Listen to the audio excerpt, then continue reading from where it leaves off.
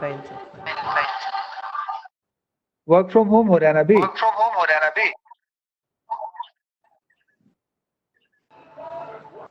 नहीं सर, हमारा तो ऑफिस चालू है, अल्टरनेट डेज अच्छा रोस्टर बना हुआ है गवर्नमेंट ऑफिस, जिसमें लोकेशन है तो इसलिए। अच्छा अच्छा अच्छा, ठीक है। तो स्टार्टिंग म्यूट योर ऑडियो, है ना,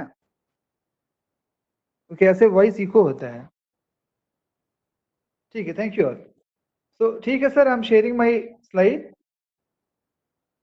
Okay, sir. Please go ahead. Please go ahead.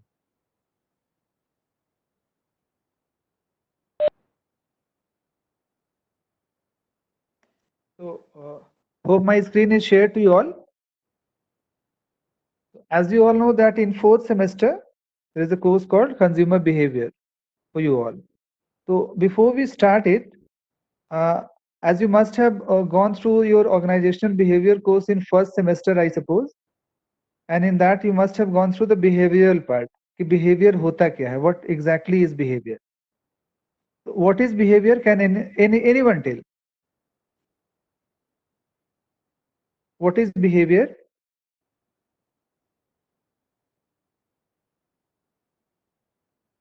Hello? Yeah, sir.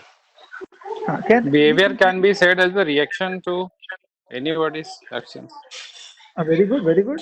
मतलब behavior is my action or the customer's actions or an organization's actions towards certain stimuli. एक stimuli है, उसके against में हम क्या action ले रहे हैं, this is known as behavior. तो in this consumer behavior part, we'll be studying about कि how consumer behaves.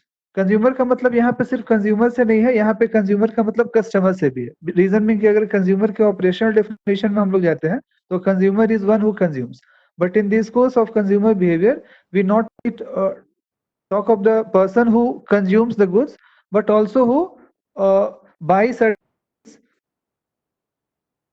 तो consumer behavior ऐसे तो civilization, but as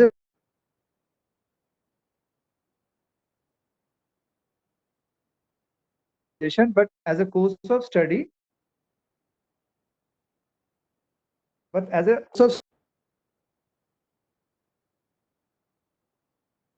a field of study, consumer behavior as a field of study has evolved just after the Second World War. The seller's market has disappeared and buyer's market has come up. This led to the paradigm shift of the manufacturer's attention from product to consumer oriented and especially focused on the consumer behavior. In marketing management 1 and digital marketing 1 of in semester 1 and 2 respectively, you must have gone through the philosophies of marketing, in which we must have gone through production concept, then selling concept. So consumer behavior as a field of study has originated from the marketing concept of marketing. The philosophy that intervened for the study of consumer behavior was the marketing concept. Reason being कि until the marketing concept came into existence, तब तक क्या था कि it was all एक तरह से sellers market था। सेलर्स जो चाहते थे वो बेचते थे। सेलिंग कॉन्सेप्ट में ये कॉन्सेप्ट था कि मतलब हम जितना बनाएंगे उतना कस्टमर खरीदेंगे। प्रोडक्शन कॉन्सेप्ट उसके पहले का concept which focused on the fact कि we have to produce only. We don't have to be customer centric कि कस्टमर क्या लेंगे नहीं लेंगे, कस्टमर का चॉइसेस प्रेफरेंसेस क्या है, they did not care about that. But the moment the marketing concept came into existence, और अभी भी आज के डेट में भी when we talk of the holistic marketing concept, it considers marketing concept also as its core. It means they consider customer as a center point कि उन पे फोकस करके हमें अपने गुड्स या सर्विसेज को बनाना है और उसी अकॉर्डिंग डिलीवर करना है। न सिर्फ बनाना है बल्कि वैसे ही डिलीवर भी करना है। ठीक है,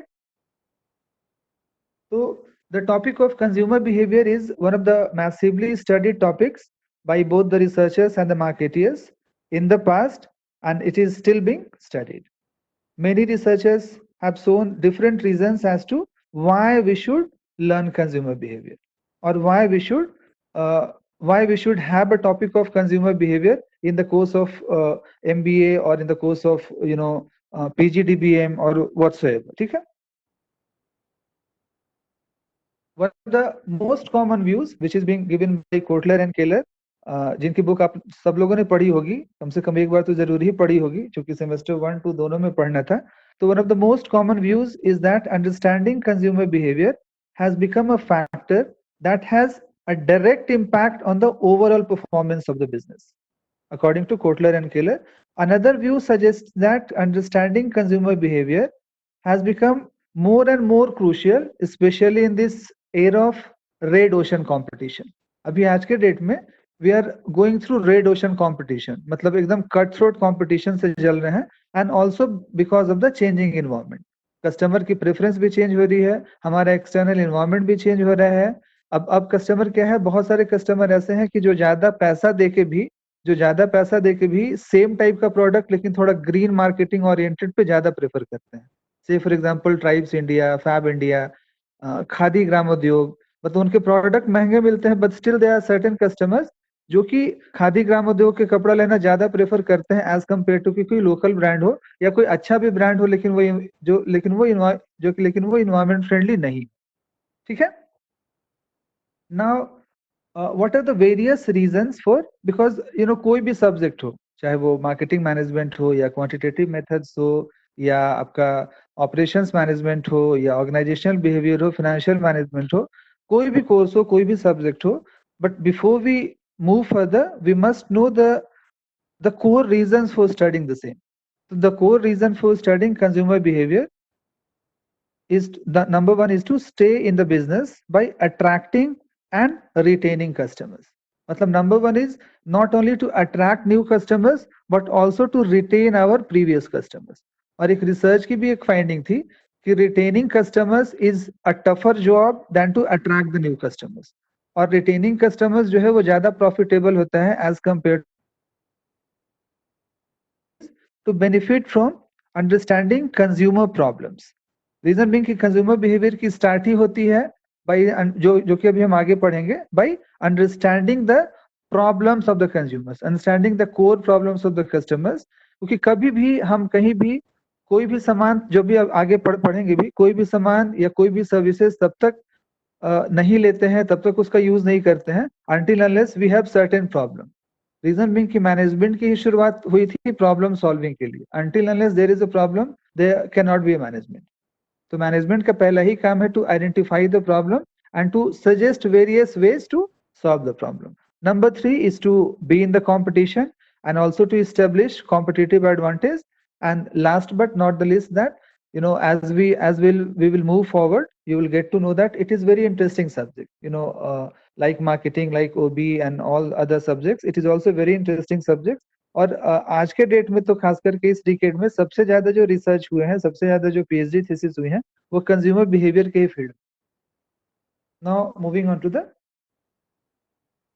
next slide. Understanding consumer behaviour will help you as a marketer become more better marketer as it is the foundation for, ये आप लोग पढ़े होंगे फर्स्ट सेमेस्टर में, as it acts as a foundation for segmenting markets, positioning markets, and developing an appropriate marketing strategies accordingly. Number one, once we get to know about the heart of the consumer, once we get to know about the beat of the consumer behavior, we will be in a better position to segment our products. We will be in a better position to position our products in the minds of the consumer. Then number 3, accordingly, we will be able to develop a very appropriate marketing strategy. Now it is according to Kotler and Keller again in 2012, it is worth noting that consumer buying behavior is studied as a part of the marketing and its main objective is to learn, इसको ध्यान से सुनिएगा थोड़ा, as to learn the way how the individuals, groups or organizations choose, पहले तो choose करेगा, buy, use and dispose the goods and the factors such as their previous experience, taste, their price and branding on which the consumers base their purchasing decisions. Now coming on to the definition of consumer behavior, it is the study of the process involved where individuals or groups select, purchase use or dispose of goods or services, ideas or experiences to satisfy their needs and desires. इसमें core जो चीज है that is to satisfy needs. हम तब तक कोई सामान नहीं खरीदते हैं जब तक we are having a need. तो सबसे पहला चीज है टू एक मार्केटियर के लिए to identify the need and to और अपने प्रोडक्ट्स को अपनी सर्विसेज को उसी अकॉर्डिंगली परोसना है. Then according to Angel et al. In 1986, who defined consumer behavior as those acts of being directly involved in obtaining, using and disposing of economic goods and services, including the decision processes that precede and determine these facts. Now, before moving on to the next slide, which is, the factors are divided, we'll be talking something about the various theory of consumer behavior. जैसे आप लोग पढ़े होंगे economic theory, marketing theory, finance की theory होती होगी, तो ठीक उसी तरह से there are certain theories involved with consumer behaviour, जिसमें सबसे पुरानी थ्योरी थी मार्सेलियन इकोनॉमिक्स की. इकोनॉमिक्स में पढ़ा होगा मार्सेलियन थ्योरी, जिन्होंने मतलब ऐसा बोला, मतलब वो अज्यूम किए कि consumers buy their goods and services based on what offers the most personal satisfaction. मतलब कंज्यूमर ऐसा प्रोडक्ट लेगा जो उसको सबसे ज्यादा सेटिस्फाई करे. और उनका अजम्पशन ये था कि people buy what they like if they can afford it. मतलब उनका ये था कि until unless we are able to afford the product तो हमें खरीदने में कोई दिक्कत नहीं. मतलब बहुत ज्यादा दिमाग नहीं लगाना है कि हाँ भाई प्यास लगी है, पानी है, भले 20 रुपए का है और हम 20 रुपए देने को तैयार हैं तो उसको पी लिए. मतलब उसमें उतना दिमाग नहीं लगाना है कि हमें बिस्लरी लेना है, किले लेना है या कोई भी अदर ब्रांड्स हो. Then next theory was psychoanalytic theory, which assumed that कि हम लोग क्या करते हैं कि अपने साइकिक पे ज्यादा ध्यान देते हैं, न अपने नीड पे ज्यादा फोकस न करके, या फिर जो अपने सोशल सराउंडिंग्स हैं, मेरा जो कल्चर है या जो है उस पे ज्यादा फोकस न करके हम अपने साइकिक पे ज्यादा फोकस करते हैं. मतलब अगर कहने का मतलब ये है कि अगर किसी प्रोडक्ट के एड में MS धोनी आ रहे हैं और किसी प्रोडक्ट के एड में ये दिखाया जा रहा है कि फियर फैक्टर है या इमोशनल फैक्टर है या कोई मतलब एक इमोशंस जुड़ा हुआ है, तो हम इमोशंस वाले चीज को ज्यादा प्रेफर करेंगे एज कम्पेयर टू कोई भी वो रहे, सेलिब्रिटी रहे, चाहे सलमान खान रहे या MS धोनी रहे या सचिन रहे. लेकिन अगर किसी में म्यूजिकल एड दिखा रहा है, मतलब हमारे इमोशंस उससे जुड़ा हुआ है, जैसे देशभक्ति का कोई मामला आया तो लगता है नहीं यार ये ज्यादा सही है, ये सब तो चलो बाद में होते रहेगा, सेलिब्रिटीज तो आते जाते रहेंगे, लेकिन यहाँ पे हमारा जो इंटरनल इमोशन है वो जुड़ा हुआ है. तो psycho analytic theory of consumer behaviour इसी पे फोकस किया था. उसके बाद फिर बहुत सारी थ्योरी आई, उसमें से एक था पावलोवियन थ्योरी. इयान पावलोव की थ्योरी आप लोग पढ़े होंगे, डॉग वाला, बेल बजता है और वो मीट वाला.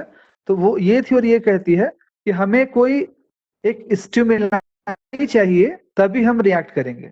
मतलब अगर किसी ब्रांड को लेना है तो we can use the previous knowledge, जैसे उसमें था ना डॉग वाले में कि प्रीवियसली जब बेल बजता था तो उसको मीट मिलता था, तो अपने प्रीवियस एक्सपीरियंस के बेस पे ही कोई प्रोडक्ट लेंगे. उसके बाद फिर आई सोशल साइकोलॉजिकल मॉडल की थ्योरी आई, जो कि बोलते थे कि पीपल का इंडिविजुअल नीड जो है and desires are created and influenced by group membership. मतलब अभी तक क्या था, वो बोले थे कि नहीं, मतलब इंडिविजुअल डिसीजन होता था जो भी स्टिमुलाई होगा. फिर उसके बाद की जो थ्योरी आई, जो कि बहुत यूजफुल थ्योरी है, जो अभी भी हम लोग पढ़ेंगे, उसमें ये कहा गया कि हम लोग ग्रुप मेंबरशिप पे भी डिपेंड होके कोई प्रोडक्ट या सर्विसेज को खरीद सकते हैं. जैसे आप लोग में से भी बहुत सारे लोग होंगे कि अगर मोबाइल खरीदना है तो पर्सनल एक्सपीरियंस चलिए ठीक है कि सैमसंग का पहले अच्छा था तो ले सकते हैं, लेकिन हो सकता है ग्रुप में अगर कोई मैसेज पोस्ट किया कि I have to buy a new smartphone, तो हो सकता है उसमें से आपके फ्रेंड सर्कल में बहुत लोग बोले कि सैमसंग का जो नया वाला फोन आया है वो बहुत अच्छा है, तो हो सकता है उसके इन्फ्लुएंस में आके मतलब you can go for Samsung despite of the fact कि आपका प्रीवियस एक्सपीरियंस MI के साथ अच्छा था. ठीक है, तो अभी जो बोल रहे थे कि नेक्स्ट स्लाइड पे जाते हुए कि there is a wide range of factors that can affect consumer behaviour in various ways. और इसमें से बेसिक जो 4 फैक्टर था जो होयर और एटल, मतलब होयर और उनके दोस्तों ने मिलके प्रपोज किया था कि 4 बेसिक कैटेगरी में हम लोग जो है ऐसी है जो कंज्यूमर बिहेवियर को अफेक्ट कर सकती है इन various veg. Number 1 is situational factor, जो कि अभी आगे पढ़ेंगे एग्जांपल के साथ. सिचुएशनल फैक्टर्स हो सकते हैं, पर्सनल फैक्टर्स हो सकते हैं, सोशल फैक्टर्स हो सकते हैं, कल्चरल फैक्टर्स हो सकते हैं. अब इसमें मान लीजिए अगर हम आगे नहीं भी बढ़ रहे हैं तो ऐसे भी अगर खुद से एज्यूम कर रहे हैं तो सिचुएशनल फैक्टर्स क्या क्या हो सकते हैं। जैसे हो सकता है कि मान लीजिए कि हमें स्वेटर खरीदने का मन नहीं है, हो सकता है हम मतलब ऐसी जगह पे हैं जहाँ पे पता है कि चलो यहाँ पे तो ठंड नहीं पड़ती है तो वहाँ पे स्वेटर नहीं खरीदेंगे, या किसी ऐसी जगह पे गए जहाँ पे हम आज तक अम्ब्रेला यूज नहीं किए हैं या रेनकोट नहीं यूज किए हैं, लेकिन अचानक से ऐसी जगह पे जाते हैं जहाँ पे कंटिन्यूअस बारिश हो रही है, कंटिन्यूअस बहुत तेज धूप है, तो उस केस में क्या होगा कि सिचुएशन के अकॉर्डिंग हमें चेंज करना पड़ेगा।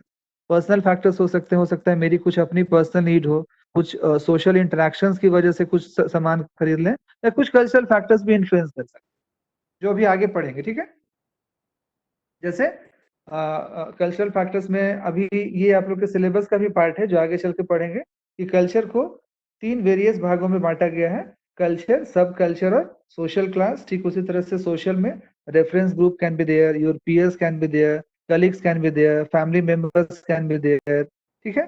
देन पर्सनल फैक्टर, आपका एज, आपकी खुद की एज, आपकी खुद की लाइफ साइकिल स्टेज कितनी है, आपका ऑक्यूपेशन क्या है, आपका इकोनॉमिक सिचुएशन क्या है, आपकी पर्सनालिटी कैसी है, ये सब डिपेंड करके तभी मतलब ये सारे चीजों का इफेक्ट कहीं ना कहीं हमारे बिहेवियर पे होता है। Then psychological factor can be there, our own motivation, whether the motivation can be intrinsic as well as extrinsic, होता है ना, internal motivation and external motivation, positive motivation and negative motivation, then my perception towards certain things, my own learnings, my own beliefs and my own attitudes,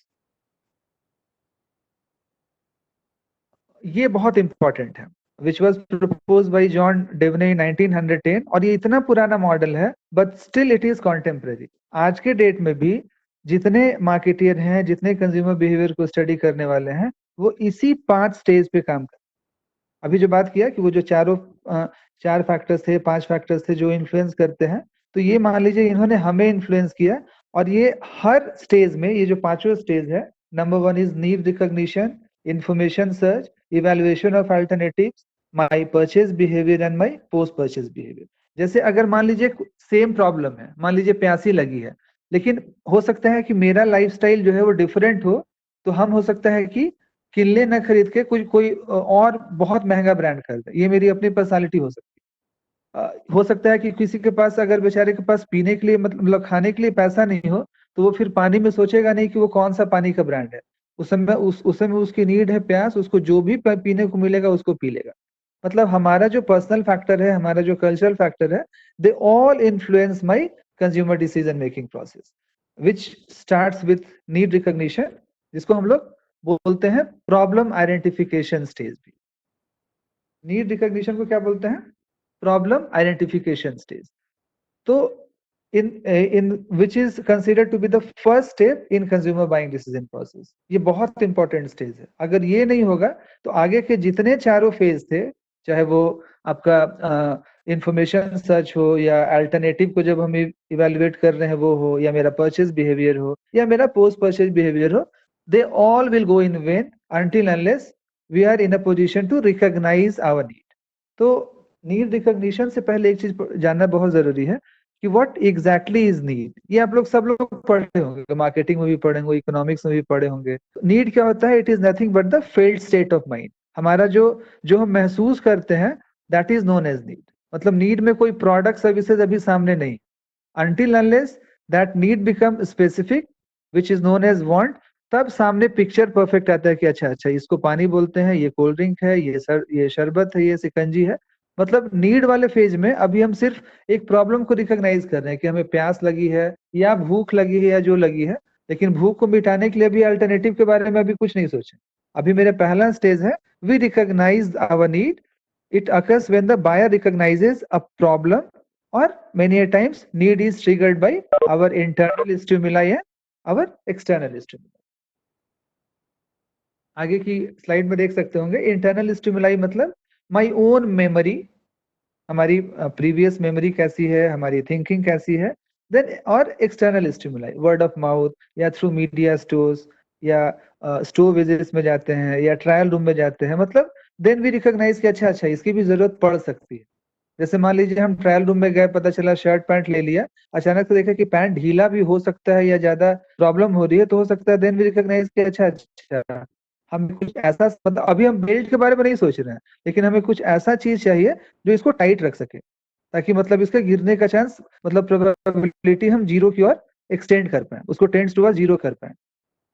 then the need recognition, जो मैं इसके पहले भी बात किया था, it is the first and the foremost step and the most important step in the buying process. If there is no need, there is no purchase, and this recognition happens when there is a gap between, when there is a lag between the consumer's actual situation and the ideal or desired one. मतलब वो चाह रहा है कुछ और, present situation कुछ और है, तभी उस केस में if there is a gap, then and there only we can recognize कि हाँ there is.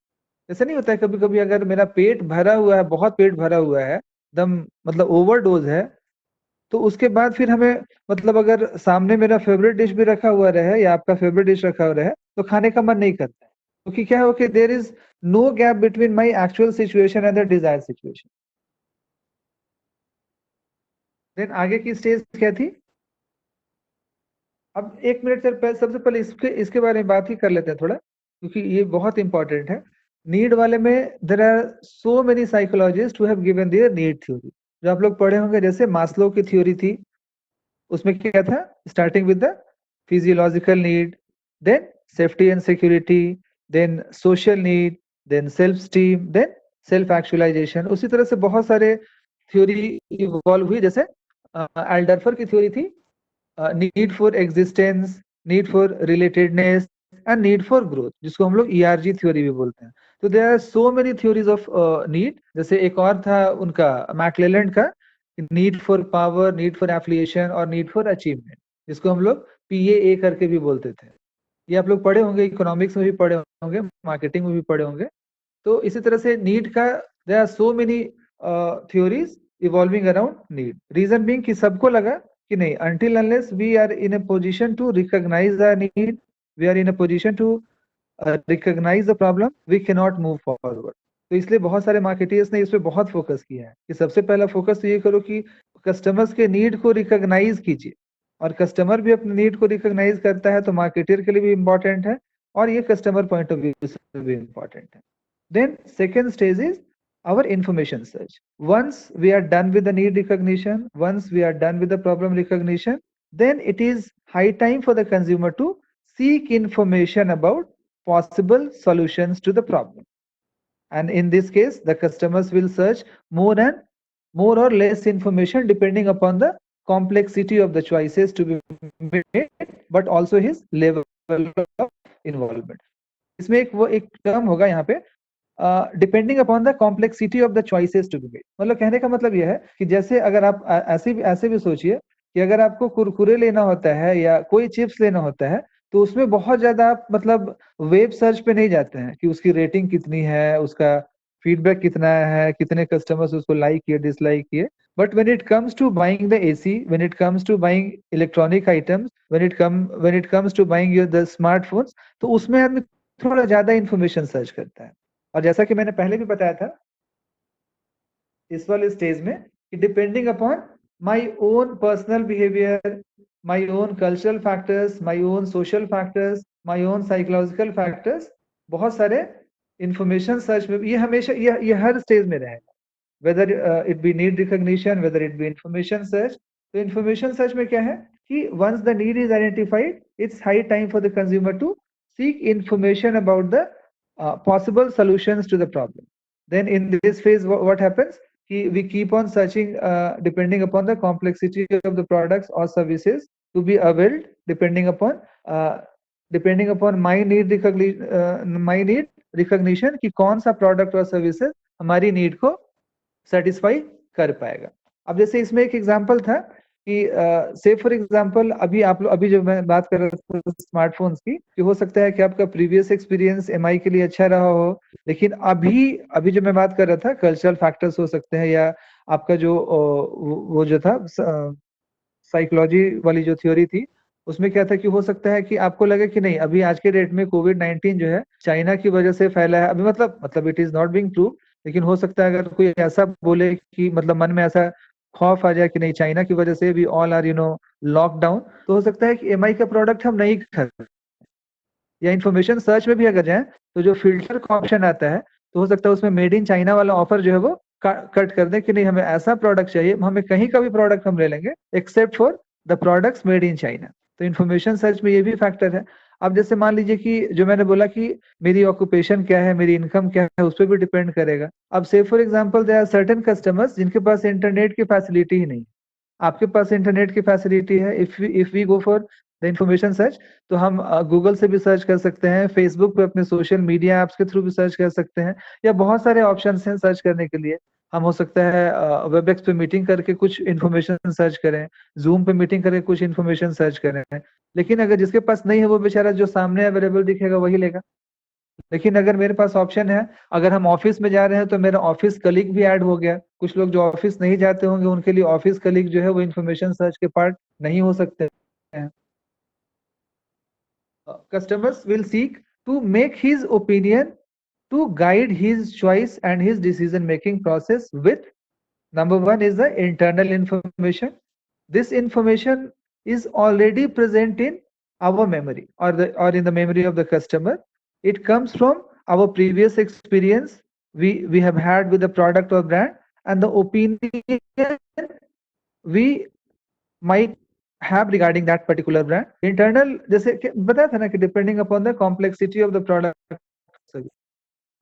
FMCG गुड्स में या कंज्यूमर पैकेज गुड्स में बहुत ज्यादा इंफॉर्मेशन सर्च नहीं करते हम लोग। प्रीवियस एक्सपीरियंस था कि कुरकुरे खाए थे, टेस्ट ठीक ही था, तो चलो इस बार भी कुरकुरे ही खा लेते हैं। या लेस खाए थे, चलो एक्सपीरियंस ठीक ठाक ही था, चलो उसी को ले लेते हैं। या फिर एक नया कोई आया है, वो लेस का कोई नया फ्लेवर आया है जिसमें रणबीर कपूर और आलिया भट्ट उसके ऐड में है, तो उसको ऐसे ही ऐड देख के चलो मान लो कि अब उसमें भी था इन्फॉर्मेशन सर्च में, टीवी देखते हुए अचानक से आ गया एक तो ये तो नया फ्लेवर है, चलो इसको ट्राई करते हैं। तो एफएमसीजी में ट्राई करने में बहुत ज्यादा हर्ज नहीं होता है। लेकिन अगर कोई बहुत महंगा प्रोडक्ट है तो उसको just for the sake of trying हम नहीं खरीदते हैं। उसके बारे में मेरी प्रीवियस मेमोरी क्या थी, मेरा प्रीवियस एक्सपीरियंस क्या था, मेरे फ्रेंड्स उसके बारे में क्या बोल रहे हैं, मेरे कलीग्स उसके बारे में क्या बोल रहे हैं, अमेजन पे कितनी रेटिंग है उसकी, फ्लिपकार्ट पे कितनी रेटिंग है, सोशल मीडिया में उसका क्या फीडबैक है, इसके अकॉर्डिंगली हम एक्ट करते हैं। But internal information is many a times sufficient enough for the purchasing of everyday products that the consumers knows, including FMCG or consumer packaged goods. But अभी फिर से वही चीज है, but when it comes to a major purchase with a level of uncertainty or strong involvement, then consumer does not have enough information, then he must return to other sources. अब other sources क्या क्या हो सकते हैं? Other sources में फिर क्या होगा? एक्सटर्नल इंफॉर्मेशन है। एक्सटर्नल इंफॉर्मेशन मतलब इसमें फ्रेंड्स भी हो सकते,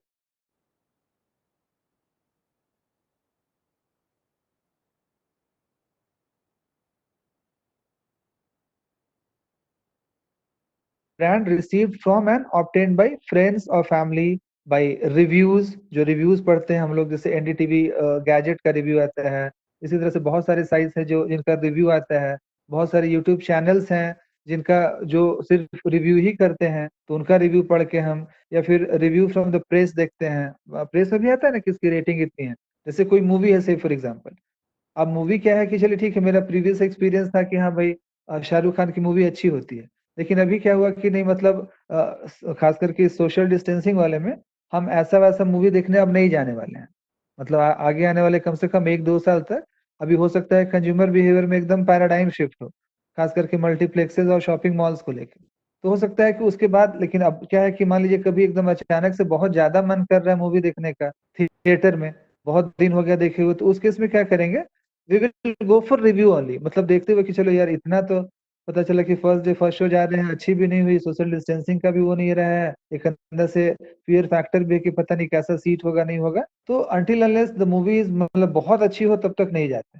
तो दैनिक भास्कर हुआ या द हिंदू हुआ, टाइम्स ऑफ इंडिया हुआ, इस सब पे जो सैटरडे को रिव्यूज आते हैं उसके उसको देख के भी, मतलब that is also part of external communication और external information. And not to mention of course the official business sources, मतलब उनका अपना वेबसाइट पे भी जाके पढ़ सकते हैं उसके बारे में, उसमें भी रिव्यूज रहते हैं कस्टमर के। जैसे एक्स्ट्रा मार्क्स पे जाइएगा वेबसाइट पे तो नीचे बहुत सारे स्टूडेंट्स का रिव्यू है कि हाँ बहुत अच्छा लगा, कहीं कहीं हो सकता है बोला नहीं नेटवर्क इशू था। जैसे अभी जूम के साथ क्या हुआ, उसका रिव्यू मतलब बहुत सारे लोग इंस्टॉल करके उसको अनइंस्टॉल कर दिए, डिपेंडिंग अपॉन के एक एक्सटर्नल इंफॉर्मेशन मिला फ्रॉम द सेंट्रल गवर्नमेंट कि नहीं नहीं इट इज नॉट सेफ, तो क्या है कि हम लोग उसको अनइंस्टॉल करते हैं। ठीक उसी तरह से बहुत सारे ऐप होते हैं, डाउनलोड करते हैं, पता चला कि नहीं इट इज नॉट सेफ, उसको अनइंस्टॉल कर देते हैं।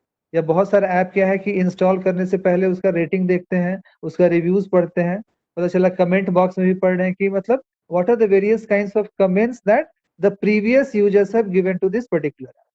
तो इस लेकिन बेसिकली क्या होता है कि एक्सटर्नल इन्फॉर्मेशन जो है वो ज्यादातर जो है वो जो थोड़े महंगे प्रोडक्ट होते हैं, जो मतलब एफएमसीजी की कैटेगरी में नहीं आते हैं, उसके लिए एक्सटर्नल इन्फॉर्मेशन ज्यादा यूज होता है।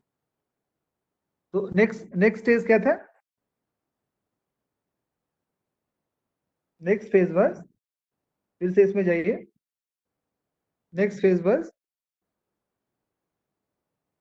Need recognition, information search. तो नीड रिकॉग्निशन क्या था? In this phase we recognised our problems, we recognise our need कि मेरी नीड क्या है। जैसे डिपेंडिंग वो कुछ हो सकता है, वो मास्लो के नंबर 1 से लेके नंबर 5 तक कुछ भी हो सकता है, या एल्डरफर के नीड से रिलेटेड हो सकता है, या हर्जबर्ग से रिलेटेड हो सकता है। लेकिन क्या है कि बेसिक नीड मतलब जो बेसिक है नीड, जो नीड फॉर्मेशन का, नीड जनरेशन का, नीड इंफॉर्मेशन का, या प्रॉब्लम आइडेंटिफिकेशन का जो बेसिक्स है दैट रिमेन्स द सेम। तो क्या क्या हो गया? Need recognition, then information search, next step is evaluation of alternatives. इसमें क्या क्या हो सकता है? इवेल्युएशन ऑफ अल्टरनेटिव्स में क्या क्या हो सकता है? once the information is collected, once we have collected the information, उसके पहले क्या था? once we identified our need, then we collected the information or we collect the information, then and there the consumer will be able to evaluate the different alternatives that is being offered to him, or that can be offered to him. Then we evaluate the most suitable depending upon my need and choose the one that we think that it is best for him. अभी तक खरीदे नहीं, अभी तक purchase decision में नहीं गए। अभी तक क्या है कि जैसे से for example once we recognise कि माय नीड, हमें प्यास लगी थी, माय नीड वाज कि I was thirsty, I was feeling thirsty. तो to overcome my thirst there were various options, information search की। क्या था? नीड रिकॉग्निशन के बाद we search the information, information में पता चला कि प्यास बुझाने के लिए ड्रिंकिंग वाटर हो सकता है, कोल्ड ड्रिंक हो सकता है, सिकंजी हो सकता है, गन्ने का जूस हो सकता है, एप्पल जूस हो सकता है, मतलब there can be an number of option. Then we keep on evaluating the alternatives depending upon कि मेरी कैपेबिलिटी कितनी है। इसमें ये भी तो बहुत बड़ा फैक्टर है कि हम कितना एबल हैं पे करने के लिए। पता चला कि हम जब अल्टरनेटिव को चूज कर रहे हैं तो पता चला कि हम जो है एप्पल जूस की ओर गए, लेकिन मेरे पास जो है उस समय प्यास बुझा है कि 20 रुपए में एप्पल जूस नहीं आएगा, 20 रुपए में एक सिंपल गन्ना जूस आ सकता है या सिंपल ड्रिंकिंग वाटर ही आ सकता है। तो उस केस में क्या करेंगे? वी मतलब चूजिंग अल्टरनेटिव मतलब क्या है कि मतलब क्या था कि selection is the process of rejection. इसमें ये भी होता है when we go for the alternative evaluation, we keep on crossing certain alternatives कि चलो ये तो मेरे बजट के ही बाहर है तो इसको तो ऐसे ही हटा देते हैं करते करते, और फिर जो बचता है उसमें से फिर हम बेस्ट पॉसिबल अल्टरनेटिव को चूज करते हैं। So once we have collected the information, we will be able to evaluate different alternatives that is being offered, and then we evaluate the most suitable amongst them depending upon my need and choose the one that we think will be the best for him, best for me. And in order to do so, he will evaluate their attributes on two aspects. जैसे पहला feature and functionality of the product, और दूसरा perception and perceived value of the brand by the consumer और it's reputation. जैसे होता है ना, कभी कभी पता है हमें कि एप्पल जो है, एप्पल महंगा मिलेगा, एप्पल का स्मार्टफोन महंगा मिलेगा, but still many of us we go for the brand कि चलो उससे क्या था, उसमें भी एक नीड था, सोशल स्टेटस वाला नीड था, सेल्फ स्टीम वाला नीड था। अब क्या था कि बहुत सारे लोगों को लगता है कि ठीक है महंगा है, ठीक है, लेकिन एक स्टेटस सिंबल है, तो मतलब एक सेल्फ स्टीम वाले में आएगा कि चलो भाई ठीक है। बहुतों को पता है कि एमआई का फोन लेने पे हो सकता है कि इट माइट साउंड चीप, लेकिन उसमें बहुत सारे लोग ऐसा है कि नहीं, उसका फीचर और फंक्शनलिटी को देख के एमआई ही, क्योंकि उनको लगता है कि ये वैल्यू फॉर मनी ज्यादा दे रहा है। अब इसमें क्या होता है कि price brand name and country of origin also plays a very important role while we go for the evaluation of alternatives. जैसे अभी बात कर रहे थे amidst this COVID-19 pandemic कि हो सकता है इसके पहले भी था, बहुत सारे लोग जो है हम लोग वी इंडियंस ऑल्सो कि नहीं मेड इन पाकिस्तान है, मेड इन चाइना है, तो उसका थोड़ा सा लगता था कि नहीं इसका मतलब ये तो डी ब्रांड ही होगा, ये बहुत अच्छा प्रोडक्ट नहीं होगा।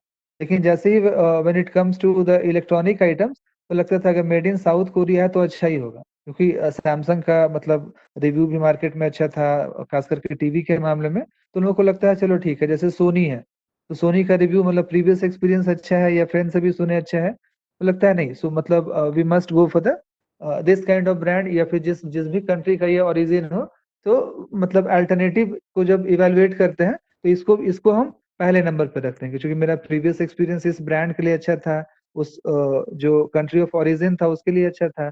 जैसे जनरली होंडा होंडा जो है लोग प्रेफर करते हैं, क्योंकि लोगों को लगता है अभी भी कि नहीं जापान का प्रोडक्ट है, जापान जो है इंजन की टेक्नोलॉजी में बहुत बढ़िया है, तो प्रोडक्ट अच्छा ही होगा।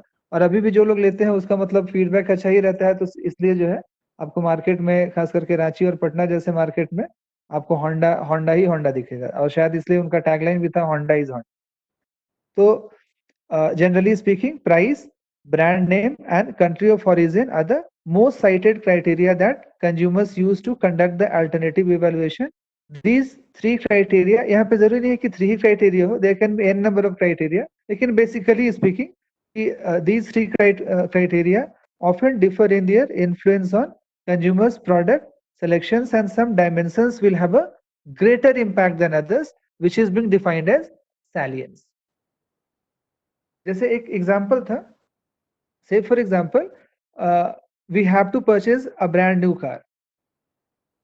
अब क्या है कि अगर हम वेरियस अल्टरनेटिव्स में जाएं तो there must be various criteria to evaluate those alternatives.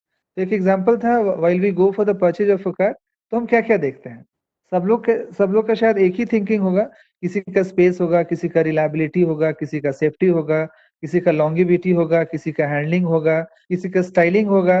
मतलब जरूरी नहीं है कि सिर्फ यही 6 पैरामीटर हो, बहुत सारे लोग हो सकता है कि कार की रीसेल वैल्यू पे जाएं कि what is the resale value of that particular brand of a car, जो कि पहले ही पढ़े हैं हम लोग कि consumer behaviour is not only about purchasing but also about disposing of the product. तो डिस्पोजिंग का एक एग्जांपल ये भी था कि अगर हम कार खरीद लिए हैं तो उसकी रीसेल वैल्यू कितनी मिलेगी या मिलेगी कि नहीं मिलेगी। तो इसी तरह से अगर मान लीजिए कि हम एक चिप्स के ब्रांड पे जा रहे हैं, से for example we have to evaluate a brand of chips depending upon various parameters. तो हम टेस्ट पे जा सकते हैं, उसके कुरकुरेपन पे जा सकते हैं, उसके पैकेजिंग पे जा सकते हैं, मतलब there can be an number of criteria to evaluate even a simple product. अगर हम हाजमोला भी खाते हैं या अगर हम डेटॉल भी यूज कर रहे हैं तो बहुत सारा क्राइटेरिया होता है, वायरस को कितना मारेगा, बैक्टीरिया को कितना मारेगा, इस तरह से जो है there can be an number of criteria to evaluate our alternatives.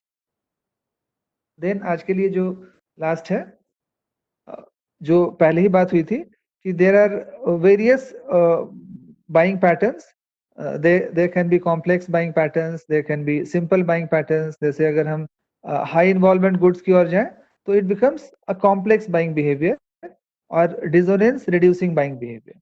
अगर हम लो इन्वॉल्वमेंट में जाएं तो there can be variety seeking behaviour. इसमें क्या होता है कि वी कीप ऑन एक्सपेरिमेंटिंग, इसमें बहुत एक्सपेरिमेंट करते हैं, कभी कुरकुरे ले लिया, कभी लेज ले लिया, तो कभी पार्ले का कोई प्रोडक्ट ले लिया, कभी आईटीसी का प्रोडक्ट ले लिया। इसमें बहुत सारे लोग हैबिचुअल बाइंग बिहेवियर पे भी जाते हैं। जैसे मान लीजिए कि पता है कि हाँ भैया पल्स दे दीजिएगा, भैया च्युइंगम में पता है कि कौन सा दीजिएगा, या बहुत सारे ये भी बोलते हैं च्युइंगम दे दीजिएगा। अब वो च्युइंगम में फिर कोई भी अगर दे रहा है तो वो वैरायटी सीकिंग पे आ जाएगा। लेकिन अगर हैबिचुअल है, पता चला कि अच्छा बहुत ज्यादा खा लिया तो हाजमोला ही लेना, कट गया तो डेटॉल ही लगाना है या सैवलॉन लगाना है, मतलब depending upon my previous experience या फिर उस ब्रांड के लिए क्या इमेज है। लेकिन अगर हम हाई इन्वॉल्वमेंट गुड्स की ओर जा रहे हैं, जैसे कार लेना है, तो most of the customers 99.5% of the customers experiment करने के लिए कार नहीं लेते होंगे कि चलो एक बार मारुति लेके देखते हैं, फिर एक साल बाद कोई और लेके देखेंगे। हाँ, there can be certain customers जो उसमें भी एक्सपेरिमेंट करते होंगे, but I am talking about the masses. 99.5% से भी ऊपर लोग एक्सपेरिमेंट करने के लिए कार नहीं खरीदते होंगे, या एक्सपेरिमेंट करने के लिए एसी भी नहीं खरीदते होंगे। चलो अभी एलजी का ले लेते हैं, अगले साल जो है वो हायर का ले लेंगे, उसके अगले साल गोदरेज का ले लेंगे, या मतलब कुछ भी ले लेंगे। तो हेलो गौतम सर। हाँ सर। हेलो।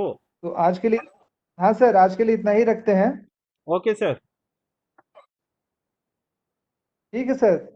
ओके। अभी किन की क्लास है? अभी बारिक सर का क्लास होना चाहिए है। अच्छा अच्छा, ठीक है। तो नेक्स्ट क्लास में will be going, students next class में will be going through the purchase decision and the post purchase behaviour, और उसके बाद फिर धीरे धीरे आगे बढ़ेंगे, कल्चर के बारे में पढ़ेंगे, सब कल्चर के बारे में पढ़ेंगे, हमारा जो इंट्रिंसिक मोटिवेशन है उसके बारे में we will go through, then हमारा जो हमारा एक्सट्रिंसिक मोटिवेशन है उसके बारे में वी विल गो थ्रू। तो इस तरह से आगे